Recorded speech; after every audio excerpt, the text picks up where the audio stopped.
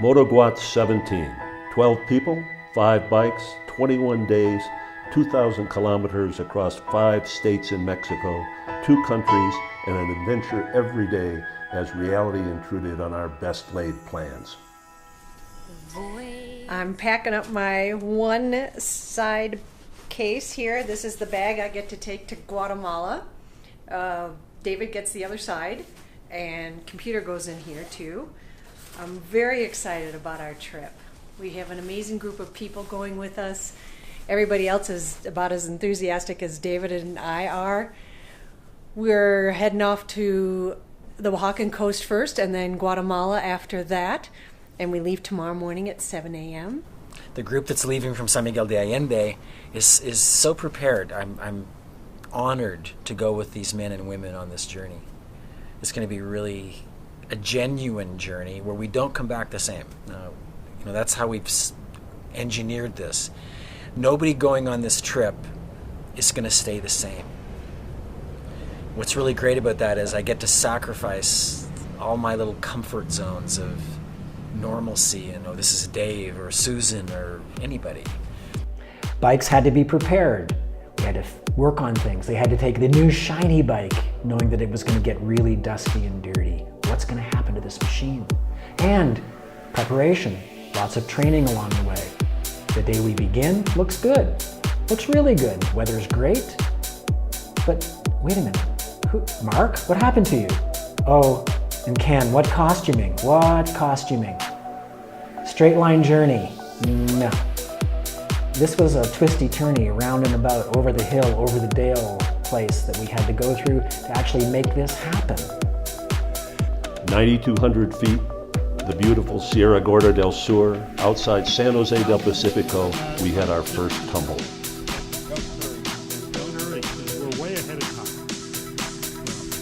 1150 adventures down, frantically finding parts. Duct tape and David put us on the road again.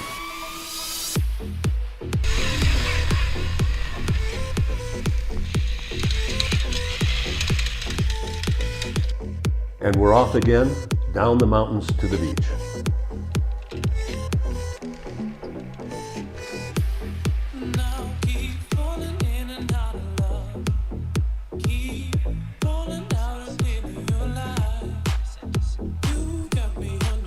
Our sophisticated motorcycles need the most sophisticated of mechanical care. We are able to find that in a small town of Oaxaca.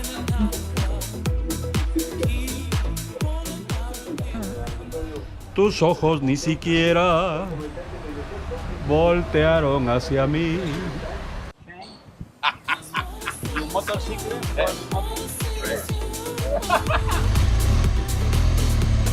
All right, on the road again.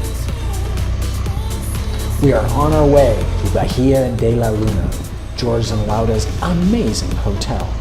We're excited about getting there, and it's going to be a blue sky fantastic moment, but there's terror because the road has this notorious reputation. Not really true, but this is what people imagined it to be. Dead birds, massive holes, but no. Look what was waiting for us. Not only that, fresh oysters.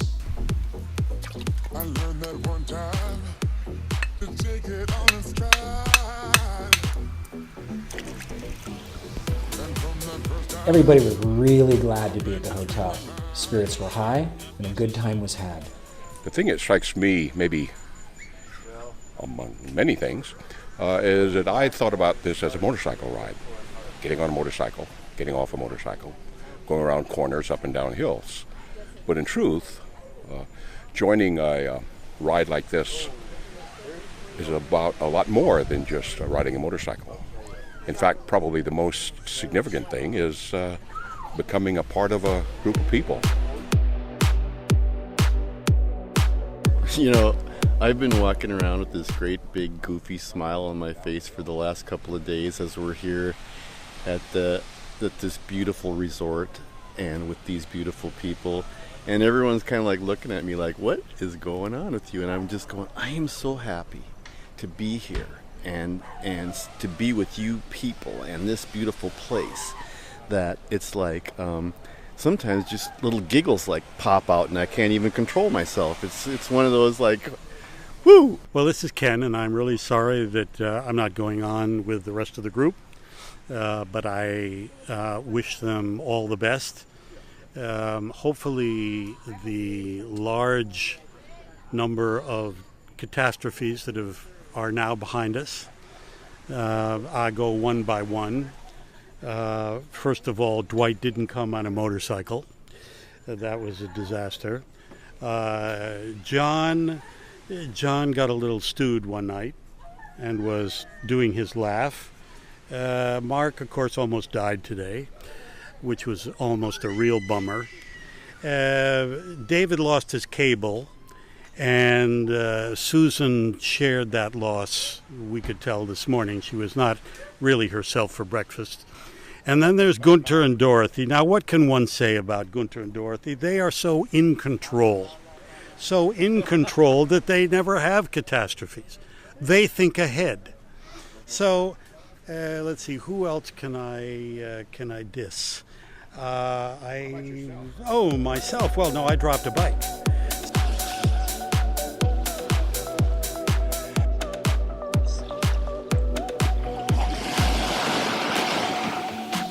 So we are 5 days into this journey, and so far it's been absolutely incredible. I would call it a trip of a lifetime. I was a little apprehensive in the beginning, and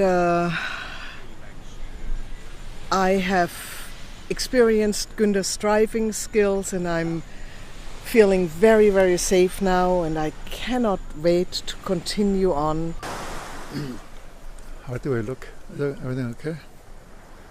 Okay, so I guess we are at day number 4 or 5, and we're going on to do the first trip with everybody from Bahia de la Luna tomorrow, and we all had our little mishaps, picking the wrong food, putting on the wrong sunscreen, all that shit that's coming with biking, picking on the wrong drinks or too many wrong drinks.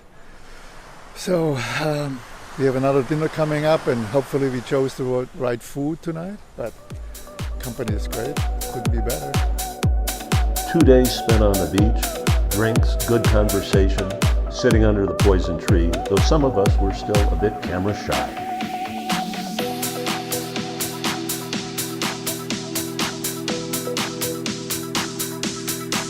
On the road to Juchitán, a town later to be devastated in the famous Oaxaca earthquake.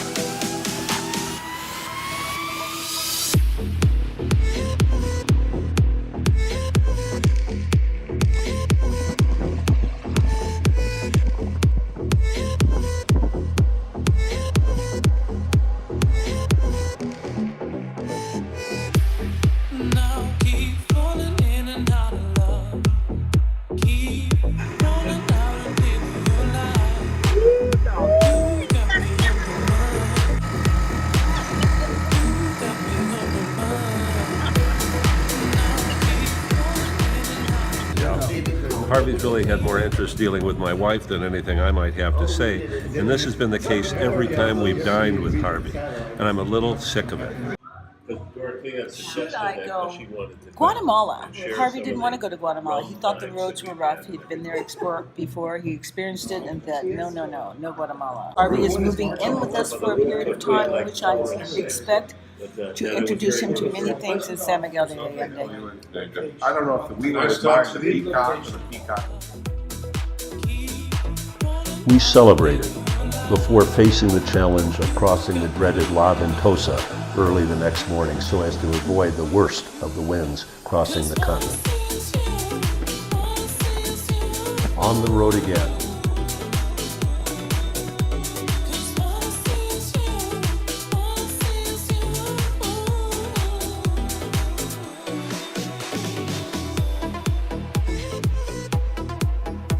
Through the mountains, we look forward to arriving in wonderful San Cristobal and staying at a very characterful hotel. This was to be a surprise. You burned me one time, but now my Reality intrudes. I learned that one time to take it all in stride. And from that first time, I've been between the lines. Leaving San Cristobal with a 255K trip to what should have been an easy crossing at Las Casillas. It wasn't.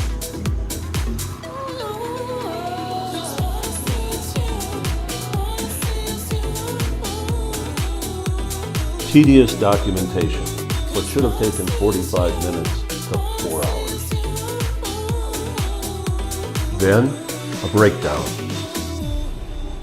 A perfect photo op, but George's bike would not cooperate, would not start. So here's what happened. I was forced to leave my bike with a guy I didn't know. His name was Willie, at an address that I didn't have. It was an unmarked storefront where he said he would store my bike. He did give me a telephone number. The next day then, I hired a driver who had a truck, but he wasn't able to go, so he hired another person whose name I didn't know, who was going to an unmarked location to speak with a man I didn't know to pick up a motorcycle that he had never seen and take it to another place, to a motorcycle agency that I didn't know. The combination of all of these unknowns produced a known result, which was getting the bike repaired and allowing me to continue the motorcycle trip. Overnight in Huehuetenango, then on the way to Lake Atitlan.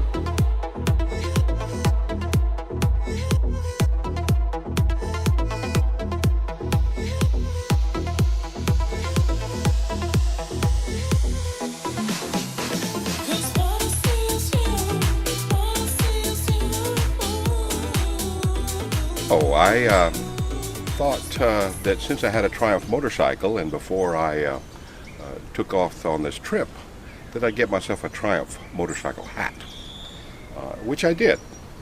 And I wore it proudly.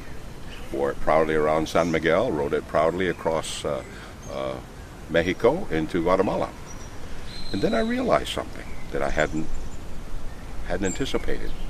At the border, as the immigration agent was interviewing us about our credentials to get into the country, and there were some of mine that were a bit dubious, so we had to convince him that I was of a good character. And as a part of that, he commented on Mr. Trump, our recently elected president. And I said, no, we didn't vote for him, we don't like him, blah, blah, blah. And then he pointed my hat. And I said, well, what about the hat? He said, Trump hat. I said, no, Triumph hat. And of course, then I realized, oh shit, it's red. And Triumph is spelled Triumph, of course, and has most of the vowels and, in fact, letters of Mr. Trump's last name. And I was appalled.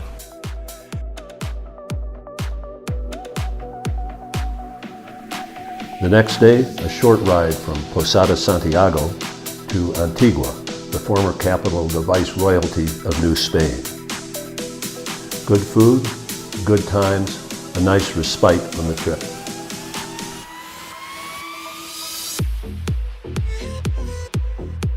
Leaving Antigua, a wrong turn splits the group. Some to the south, some to the north. How, when to regroup? With the group split, David, Susan, Gunter, and Dorothea keep to the north. And a goose protects David's motorcycle. And we get amazing blue corn tortillas waiting for the manifestacion to let us through over. We leave early in the morning celebrating their open road.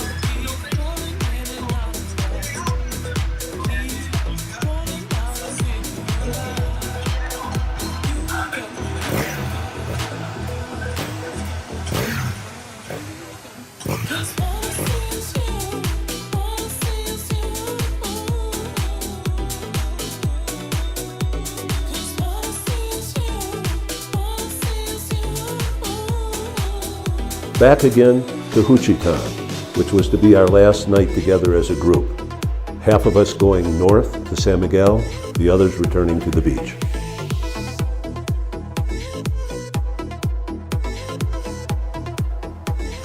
It's really, for me, the best part of the trip is the amazing and completely unexpected camaraderie.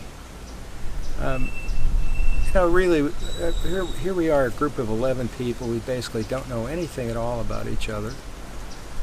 We've packed ourselves onto motorcycles and into cars and into hotels, and miraculously discovered that we actually enjoy each other and we feel good in each other's company. And to a degree, what's happening here is really more about human relationships than taking a trip on motorcycles.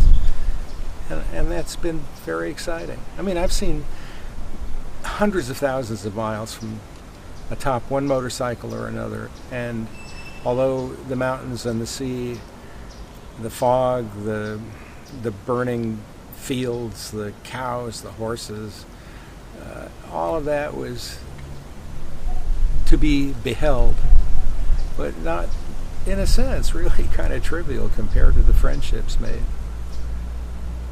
Well, there's my answer. I'm deliriously happy to be here in Tehuantepec, or back in Tehuantepec. And having survived the traffic in Guatemala without a scratch. I was scared shitless. That's all I can say. And figuratively, and how can I put it? It was just very scary, and I actually learned to deal with my fear.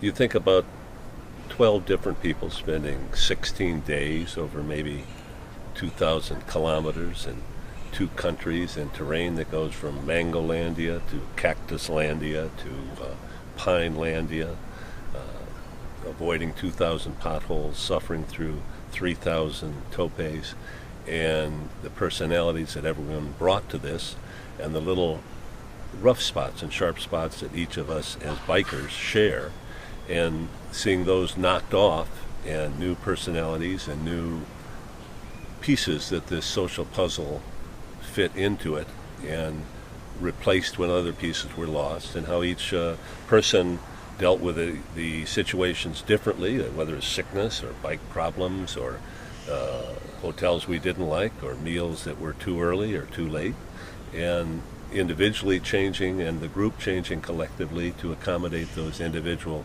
preferences and problems and challenges. And it's exciting, and it's a group to be contained 12 people for 16 days is an interesting phenomenon for anybody. And I think all in all it came out very, very well in an exciting way. And whether or not we do Guatemala again, we certainly would look at traveling as a group again, and we're looking now at doing a Huasteca trip. My best learning was I was really happy to get back to Mexico. Guatemala was a place I've always wanted to go to, and things weren't that easy there. And I realized that it was my first time in what's known as, people define it as a third world country. So, you have to pay complete attention to the roads because there's potholes and goats and chicken trucks and chicken buses, and then we get back into Mexico and it's easy. And even though I could understand the Spanish better in Guatemala, it feels like home.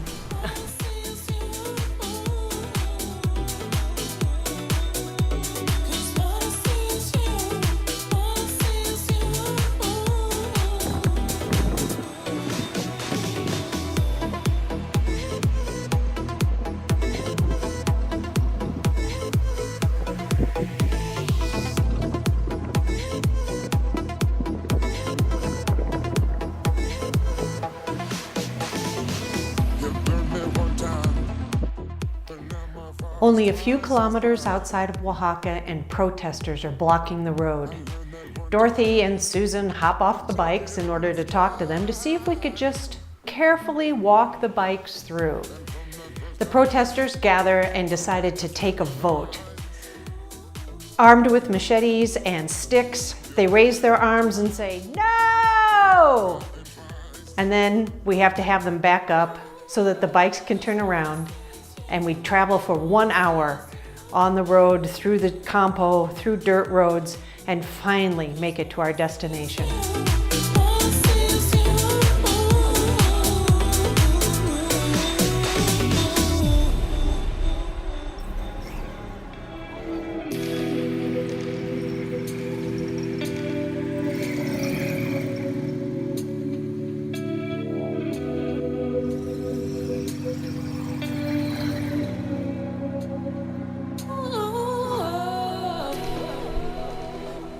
So this is my first adventure on a German motorcycle called a BMW.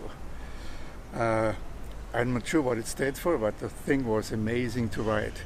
We did about 10 days so far, but unfortunately I got sick really into the third or fifth day, really sick. So I thought, how do I fight diarrhea, on a 10-hour bike ride every day with these people I've never met before? I didn't want to embarrass myself. I had no idea how to tell them so they're not concerned about it.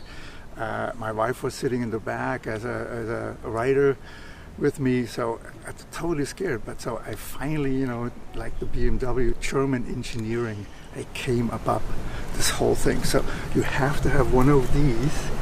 This is a tire pump. All right, if I get this out. And this is, you can hook that up into your bike, and BMW has a nice plug out, you put that in. But this is reverse engineering, so what you need to do is you switch the polarity, so instead of pumping in air, it's sucking out air. But in order to do that on the bike, you also have to have one of these. And this is where the German engineering comes in. Look, so you put that in there, and you can ride for hours and hours and hours. This just sucks the shit out of it, and you feel fantastic. And people ask, how you do that? It's very simple. You have to wear one of these. These are called the German Depends.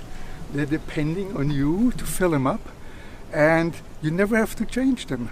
They're 24 hours, 7 days. I'm wearing these now from the first day. Look, they're brand new. Look, because I'm sucking it all out, and it goes on the street. It lives like a nice trail. So that's my experience. Great people, great country, Mexico, Guatemala. But this is the way to do it. Crónico, en inglés es G como Guanajuato, O como Oaxaca, F como Francisco, O como Oaxaca, N como Nayarit, Y como Yankee, C como Chihuahua, @gmail.com.